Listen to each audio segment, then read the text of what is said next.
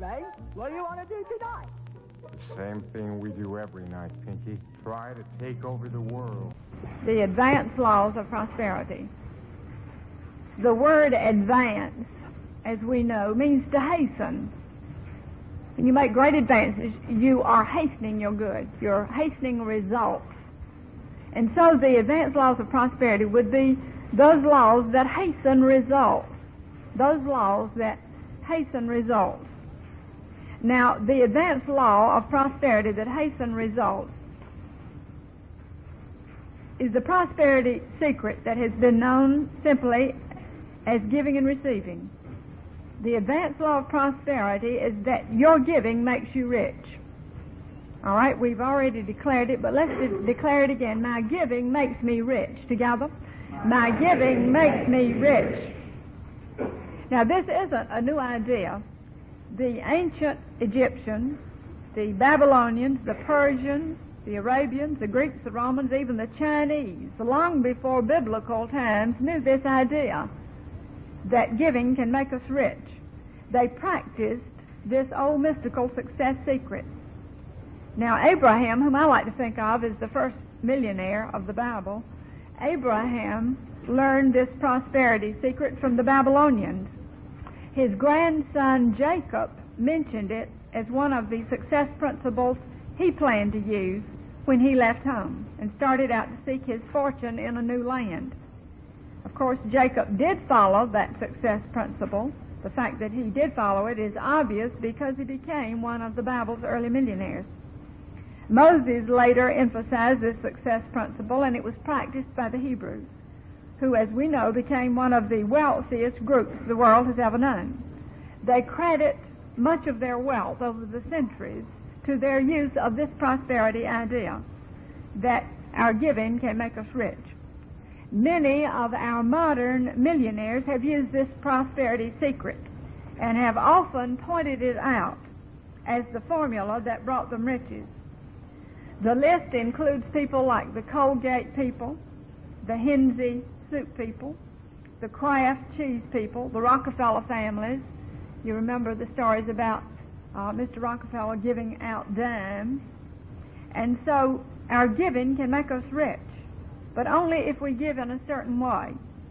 Giving can make you rich when you give systematically. Systematic giving opens the way to systematic receiving, but when we do not give, we dam up and stagnate and close many channels to our good. We block them.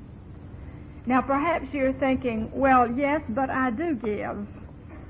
I give every cent I can to pay bills and to keep going financially. But that's enforced giving. You see, that isn't a free kind of giving. And so there is another kind of giving that we're thinking about in order to prosper. When we practice this other type of giving, putting it first in our financial affairs, then order comes into our financial affairs and into every phase of our world. We find ourselves being prospered in both expected and unexpected ways. Our money seems to go further. Other financial surprises come to us. Somehow, everything seems easier on a financial level. Now, the ancient people who knew the wisdom of the ages understood the nature of universal substance out of which all wealth comes. They knew that by consistently giving, you move on that universal substance. You form a vacuum, which that substance then rushes in to fill with new supply. That's the nature of substance. It abhors a vacuum, and it rushes in to fill any vacuum. And so giving, in order to make way to receive, is a scientific method that works to prosper those who use it consistently. Now, this is a giving universe. We have to give constantly in order to receive constantly, because the universe is constantly giving to us. If we do not balance the act of receiving by giving in some good and happy way, in a free sense, voluntarily, then the universe seems to force us to give anyway in unhappy ways, but give we must because it is the law of the universe. And so the universal law, given it shall be given unto you, works whether we want it to or not. Where there is no voluntary giving, something is taken from us. People who think that they cannot afford to give constructively and freely have to give anyway, destructively and involuntarily. They are the ones who have to give to the doctors and the hospitals for their ill health. They have to give to the lawyers for their accidents, for their legal and business problems. They have to give to accountants and to Internal Revenue for their income tax problems, and in many undesirable and in many unhappy ways. And see, so if you do not give voluntarily of your financial resources, you can expect the substance of the universe to get dammed up in your affairs. If you do not give voluntarily of your financial resources, you can expect that bodily ailments, financial entanglements, human relations problems, and general confusion will follow in your affairs. Now, when you see a person who has constant problems of all kinds, when you see a person who has constant problems of ill health, financial difficulties, family inharmony, general confusion, and dissatisfaction in their lives, not only are they not thinking right and not talking right, but they're not giving right either. And so where there is no voluntary giving, something is taken from them anyway. We cannot cheat the basic law of the universe, which is giving and receiving. It works regardless of our misworking it. We can only cheat ourselves out of much health, wealth, and happiness by trying to bypass it or by bypassing it. Someone has called this great law of life the great law of give and take. Give and then take. Claim your good, you see.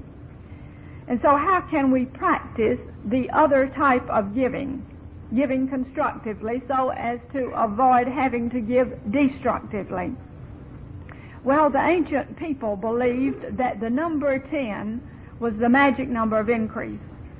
They invoked this magic number by regularly giving 1/10 of all channels of their income to their leaders, their religious leaders, their priests and so on, to their tabernacle and to their temple.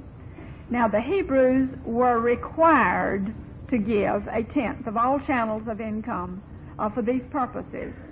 And this included giving 1/10 of everything: their gold, their silver, their jewels, their cattle, sheep, flocks, 1/10 of fruit, grain, oil, crops, financial income, and assets of all types, because they felt that this was a universal law. Now, the first instance of tithing recorded in the Bible occurred when Abraham gave his tithes to the priest of Salem.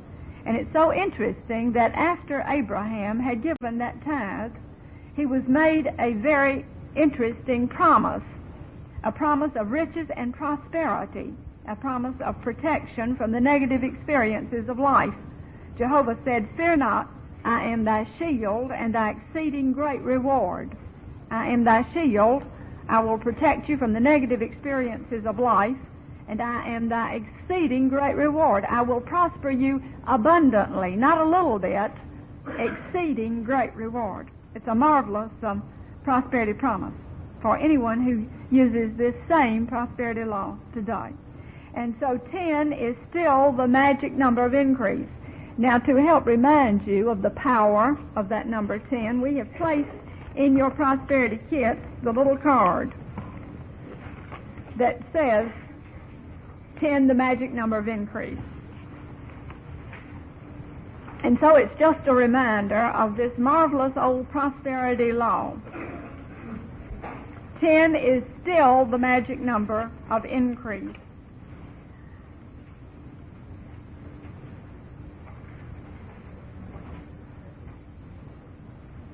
And so let's declare it. 10 is still the magic number of increase. Together. 10 is still the magic number of increase. Good. One of the wealthiest men who ever lived, of course, was Solomon. And he made an interesting prosperity promise, too, when he said, "Honor Jehovah with thy substance and with the first fruits of thine increase. So shall thy barns be filled with plenty, and thy vat shall overflow with new wine. Again, there's abundance, you see. We weren't promised just a little bit. Thy barn shall be filled with plenty, and thy vat shall overflow with wine. And so this is really one of the laws of prosperity, the laws of abundance. It is the advance law. It is the law that advances or hastens or steps up our good. Now, the idea that the story that has meant so much to me, and the story that started me tithing many years ago at a time when I couldn't afford to tithe, but I couldn't afford not to either, because I needed the prosperity law to work for me in a wonderful way. And so if you'll take the little booklet, As You Tithe, So You Prosper, and look at page 40, and I love this story.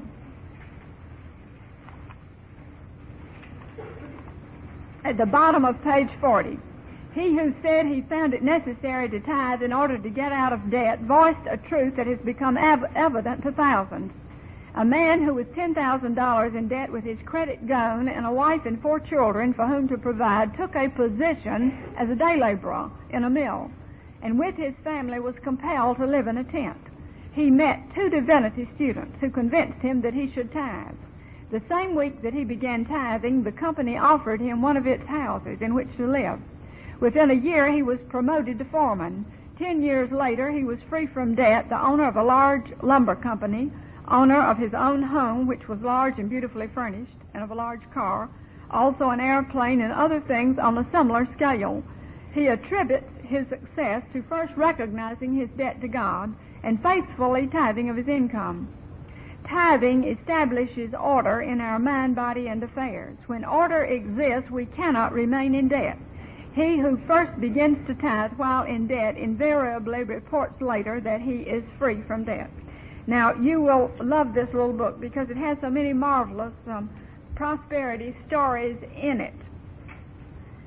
I like the story that the lady told me in Southern California about learning how she could tithe her way to prosperity.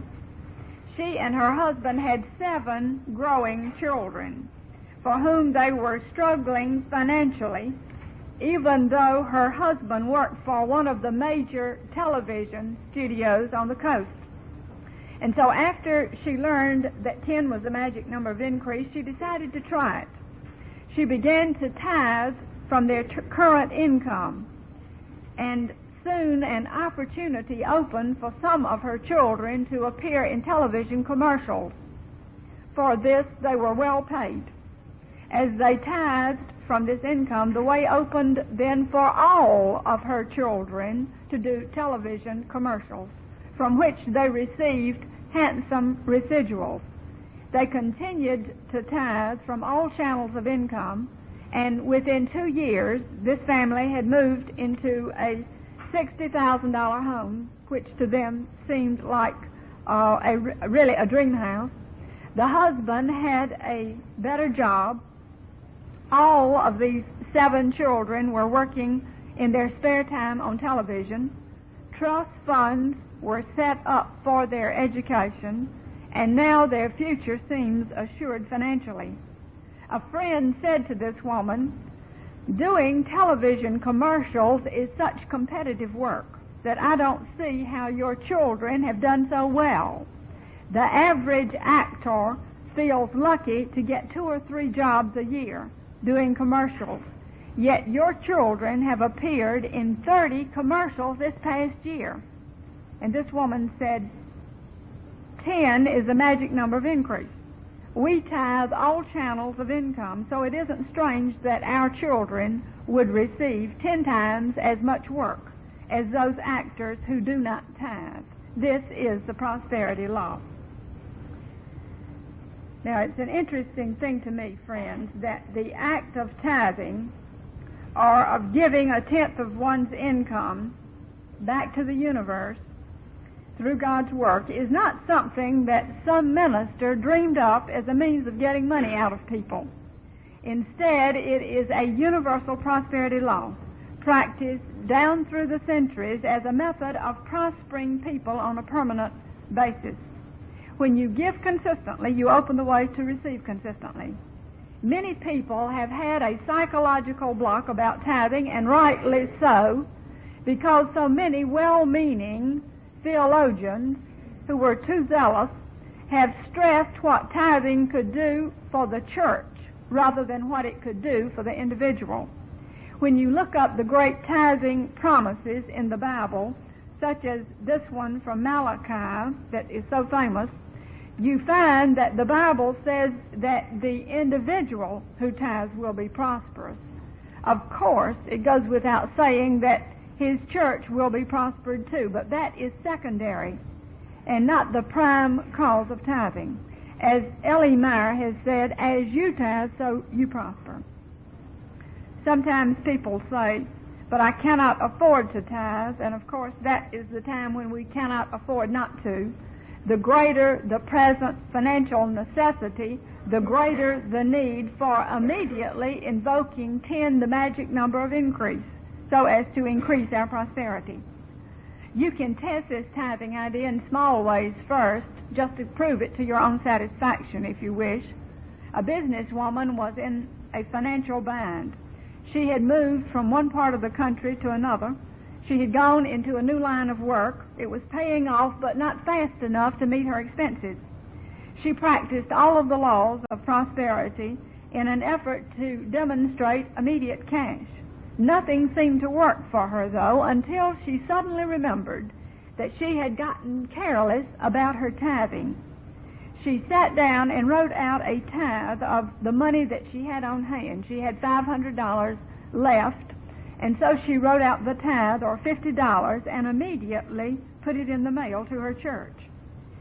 Now, the interesting thing was that the next day she began to get calls for work that tided her over financially. But nothing happened until she tithed first. And so it's an interesting idea that 10 is the magic number of increase.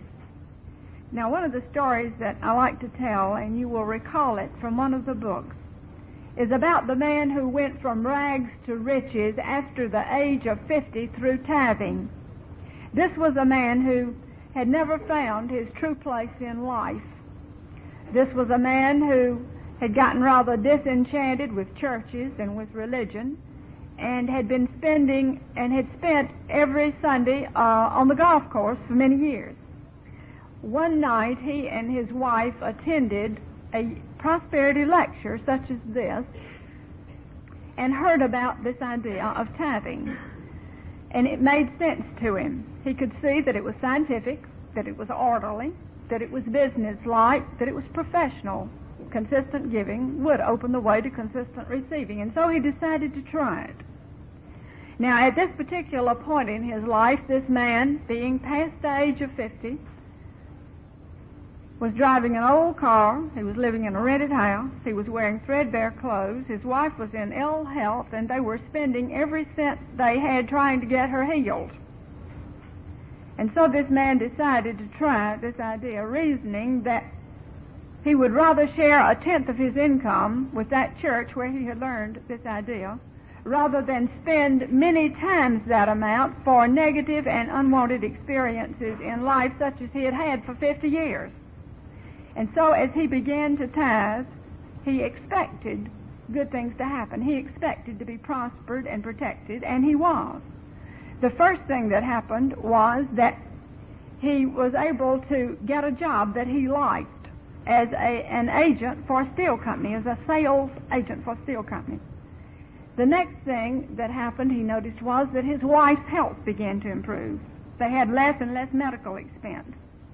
Then his income began to rise as he became an expert at selling his company's products. Within 2 years, his employer passed away, and the local dealership of this steel company was available. This man said that since he was tithing and expecting to be prospered and protected, that he had the courage to go to his banker and ask for a loan. He said if he had not been tithing, he wouldn't have had the courage to do it because it seemed like a rather large financial undertaking. Now, as he began to continue to tithe, his business, this business which he had now bought, began to prosper even more. And from that point on, his success increased by leaps and bounds. Soon he was able to start an investment program for himself and his family. And when I first met this man, about 15 years ago, he was financially independent. When people say to him, "What happened?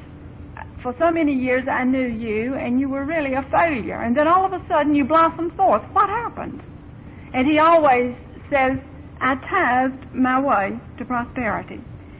He made an interesting statement one time. He said, "From the day that I began to tithe, I have never hesitated to buy anything I wanted or to do anything I wished to do. I have felt that since I was sharing my substance with the universe, I could expect to be prospered, guided, and protected in all that I undertook, and I have been." Now, he's become financially independent, and he's done it in a rather easy way. He's now semi-retired. He travels around the world. He plays golf and bridge and so on, and has a marvelous time. All right. As the little card says, why strain and strive when you can tithe and thrive? And so let's turn it into a prosperity jingle. I no longer strain and strive, I tithe and thrive. Let's declare it together. I no longer strain and strive, I tithe and thrive. Good. I once knew two professional men who were partners. One tithed and the other one didn't, and it was very interesting to watch what happened. The man who did not tithe made $20,000 a year at that period. He made the most. The other man only made $12,000 a year. The one who did not tithe made $20,000 a year. He worked night and days and weekends in an effort to make ends meet. But he could barely get by financially. There were frequent spells of illness and unexpected mishaps in his family that were always causing unexpected expense. The harder he worked, the harder he had to work. Paying the bills was a constant struggle. Collecting money from his clients was difficult too. His business associate only made $12,000 a year, but he tithed. He and his family lived much better. They had a nicer home. They resided in a better neighborhood. They always seemed to have more. They certainly enjoyed life more. They did not have the illnesses, the accidents, the extra expense that the first family did. This man never thought of working nights or weekends. His clients liked him and paid their accounts on time. After several years, he left his associate and went into business for himself. Soon he was making a great deal more money than his former associate was making, and he was still enjoying life more too. And so somehow by tithing he seemed to be prospered and protected in return. In loosening our purse strings, we loosen many other things that have bound us in life. In loosening our purse strings, we seem to loosen many negative, unhappy, unnecessary, unwanted experiences in life. We find that we begin to feel freer, and one of the things that we seem to free in the process is our many, many problems. Now, sometimes people say, well, I do not tithe regularly, but I give large sums occasionally. It does more good to tithe regularly smaller amounts than to give large amounts spasmodically. Just as it is necessary to breathe out regularly in order to receive fresh air into the lungs, it is necessary to give regularly if you wish to receive regularly. A wealthy lady heard a lecture on tithing, and though she and her husband had given substantial donations to their church, they had never given consistently, and they had never tithed. Even though their yearly income seemed sizable, there was never enough money on hand to meet many private needs after they paid their income taxes. Much of their money went back into their business. And so in spite of having several channels of income, this wealthy woman always felt financially limited. She decided that the fault might be in her lack of consistent giving through tithing. And so after beginning to tithe, she said that she felt a sense of security and satisfaction and peace of mind about her financial affairs for the first time. Within a few months, she received a long-distance call one day from the manager of one of her farms in another state. He said, for the first time in years, the farm has recently made some money. There is now $10,000 available in profits from the farm. What do you want me to do with the money? This lady said that previously it would have been necessary for her to consider the matter for some time before knowing what to do with that $10,000. But as she talked to her manager by long distance, she said that it just flashed to her how to invest the money, how to reinvest it in farm supplies, equipment, seed for the next year's crops, and so on. Her guidance later proved to be very good. Soon her farm was making more money than at any previous period. Now, as she continued to tithe, her husband raised her private allowance. A relative started sending her gifts of $3,000. This was back in the days when, you could give away $3,000. I think it's $6,000 now to relatives rather than leaving in a will later. It has to do with the tax laws and inheritance. And so this lady began to get these $3,000 checks at regular intervals from a relative who had never given her anything before. And she said later that everything in her financial affairs began to smooth out, and she began to really feel prosperous for the first time in her life, as a certain sense of freedom and circulation took place.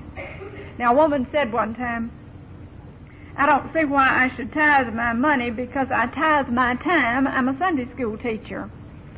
And I said, well, that's fine. All ministers and churches love Sunday school teachers. But what are you trying to demonstrate, more time or more money? And she said, well, I would like to have more time, but I certainly need more money. Now, I suggested that she check out the tithing promises in the Bible because they all speak of tithing money and financial assets. They do not talk about tithing one's time, although that's a notable thing to do. Now, a woman in Florida heard about tithing and decided to begin to tithe from her small retirement income. And immediately after she began to tithe from her small retirement income, she was offered a part-time job and accepted it. Then she realized that the Bible talks about tithing a tenth of everything, and this began to bother her because she had a savings account with $5,000 in it. She decided that tithing a tenth of everything meant tithing a tenth of all of her financial assets, and so she decided to tithe from that savings account. She drew out $500 from savings. She gave it to the church where she had learned this idea. And in a few days, she heard from the local Social Security Board. They asked her to come in and see them. And at first she was worried. Her first reaction was, now what have I done wrong? And so upon visiting the Social Security Board, she was rather apologetic. She said, well, I'm receiving my Social Security check every month, thank you. And they said, well, we owe you an apology. They said, we owe you some money. Because of a new government regulation, the fact that you were born before a certain date means that we owe you $1,250. And she said, Mrs. Ponder, I couldn't talk those people out of giving me that $1,250. And so it was a very interesting idea, you see. After she had tithed the $500, then it came right back to her multiplied. This often happens. Another tither said that she had always wondered why her savings account did not seem to grow. First she would put money in it, and then she would take money out of it. Finally, it dawned on her that she was not tithing from the interest income on that account, though she tithed from other channels of supply. As she began tithing on the interest income, her savings began to grow steadily. And then a businessman was worried because his investments did not seem to prosper him as they should. He said that he began to realize that he was tithing from other channels of income, but that he had never tithed from his stocks or from his stock income. And so after tithing from his stock income, he said that he began to gained certain feelings and certain guidance about certain stocks that he should sell, others in which he should invest, that brought him a far more handsome income. Most of us know the story of the famous engineering genius who became a multimillionaire through the tithing idea, Robert Letourneau. I imagine that some of our business and professional men here have read his book, Mover of Men and Mountains, in which he speaks of the time after he started tithing, when business got so good that one year he decided to hold on to the tithes, and so he had a little conversation with his Creator, and he said, God, we've had a great year, you and I, and so instead of giving you your tithe of $100,000, which the business owes you this year, I'm going to do you a favor. I'm going to reinvest that $100,000 in business, and you will get that tithe and much more next year.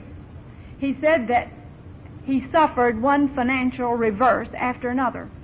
Bad weather kept his construction work from going forward. At the end of the year, it was very interesting that he was exactly $100,000 in debt. He learned from that experience never to withhold the tithe, never to try to bargain with God about it. And then in reflecting upon this $100,000 lesson that he learned, he made a little quip. He said it's all right to give God credit for our success, but he can also use cash. Now, of course, as you know, his tithes later ran into the millions of dollars, and he had to form a private foundation just to handle the distribution of them. A salesman once had prospered so much through tithing that he was trying to convince everyone he knew that it was a great prosperity law, and he wanted to know what to say to the owner of his company. A friend suggested that he remind his boss that many of this country's millionaires attribute their wealth to tithing, that tithing is a tried. Let us declare, I no longer strain and strive, I tithe and thrive. Together, I no longer strain and strive, I tithe and thrive. I tithe my way to prosperity. Together, I tithe my way to prosperity. My giving makes me rich. My giving makes me rich. All right, this is it. These are the dynamic laws of prosperity.